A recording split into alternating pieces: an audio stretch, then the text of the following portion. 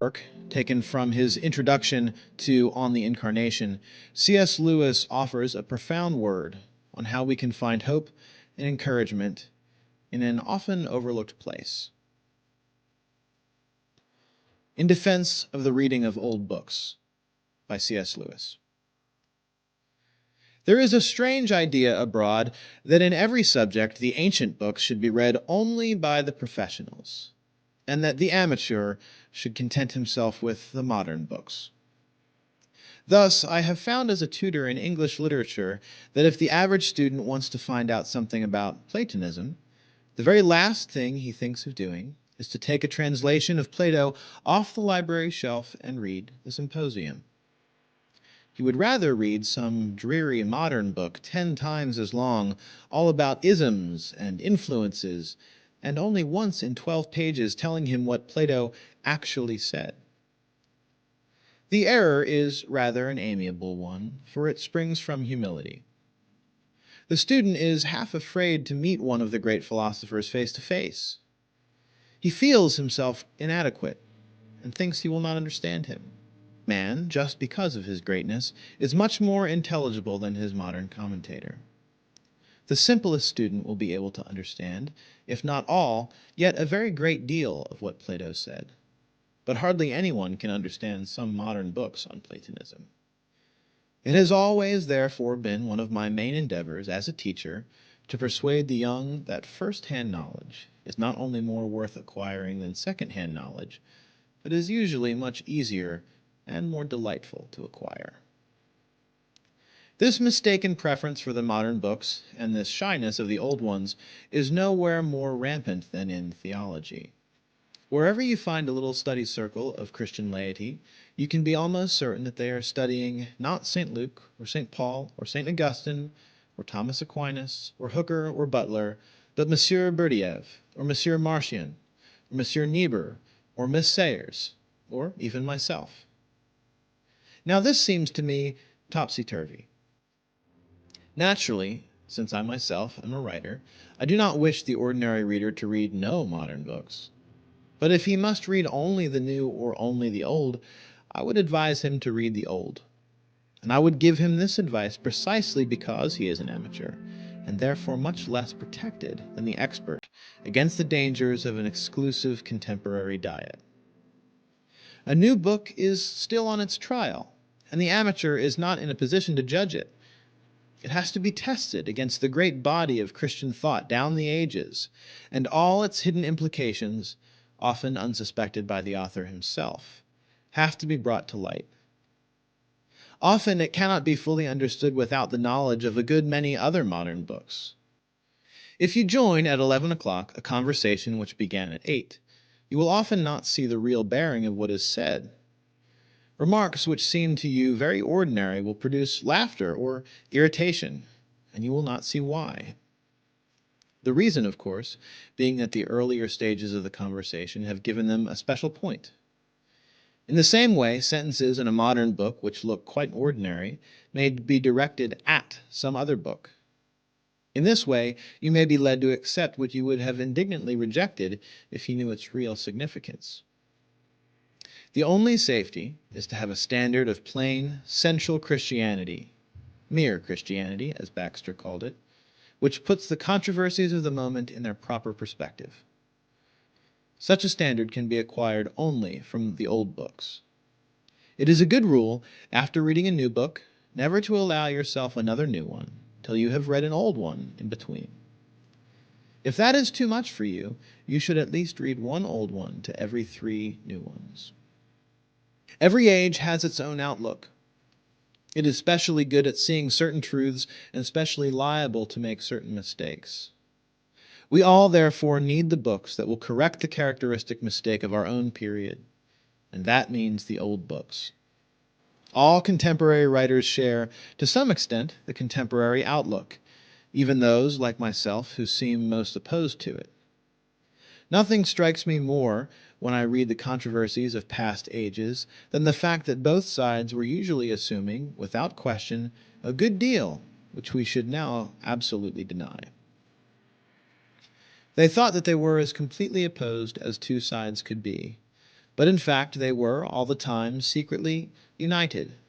United with each other and against earlier and later stages by a great mass of common assumptions. We may be sure that the characteristic blindness of the 20th century, the blindness about which posterity will ask, "But how could they have thought that?"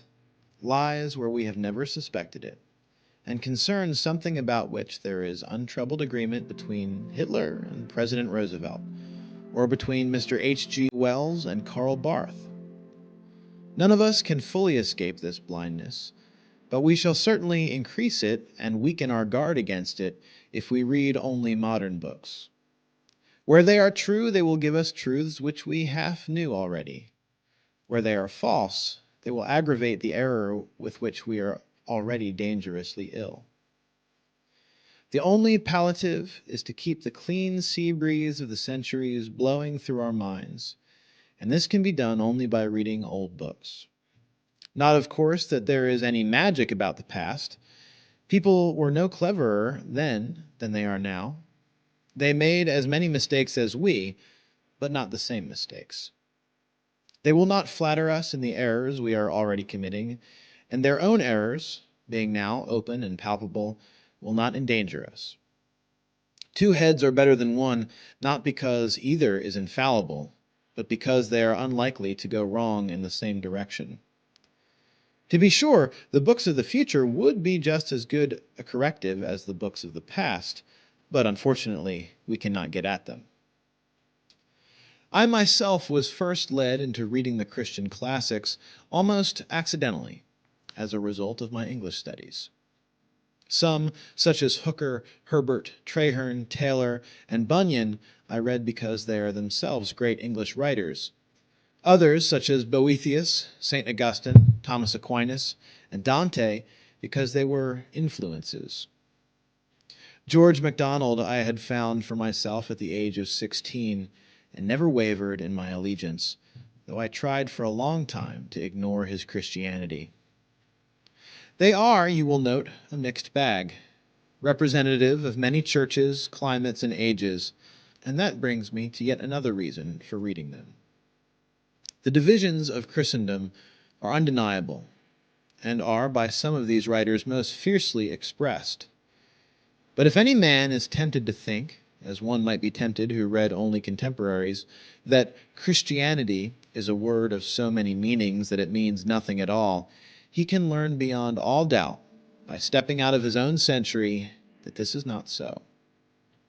Measured against the ages, mere Christianity turns out to be no insipid interdenominational transparency, but something positive, self-consistent, and inexhaustible. I know it, indeed, to my cost. In the days when I still hated Christianity, I learned to recognize, like some all too familiar smell, that almost unvarying something which met me, now in Puritan Bunyan, now in Anglican Hooker, now in Thomist Dante. It was there, honeyed and floral, in Francois de Sales. It was there, grave and homely, in Spencer and Walton. It was there, grim but manful, in Pascal and Johnson. There again, with a mild, frightening, paradisial flavor, in Vaughan and Boehme and Traherne. In the urban sobriety of the 18th century, one was not safe. Law and Butler were two lions in the path. The supposed paganism of the Elizabethans could not keep it out. It lay in wait where a man might have supposed himself safest, in the very center of the Fairy Queen and the Arcadia. It was, of course, varied, and yet, after all, so unmistakably the same, recognizable, not to be evaded, the odor which is death to us until we allow it to become life. An air that kills from yon far country blows. We are all rightly distressed, and ashamed also at the divisions of Christendom. But those who have always lived within the Christian fold may be too easily dispirited by them. They are bad, but such people do not know what it looks like from without. Seen from there, what is left intact despite all the divisions still appears, as it truly is, an immensely formidable unity. I know, for I saw it, and well our enemies know it. That unity any of us can find by going out of his own age. It is not enough, but is more than you had thought till then. Once you are well soaked in it, if you then venture to speak, you will have an amusing experience. You will be thought a papist when you are actually reproducing Bunyan, a pantheist when you are quoting Aquinas, and so forth. For you have now got onto the great level viaduct which crosses the ages and which looks so high from the valleys, so low from the mountains, so narrow compared with the swamps, and so broad compared with the sheep tracks.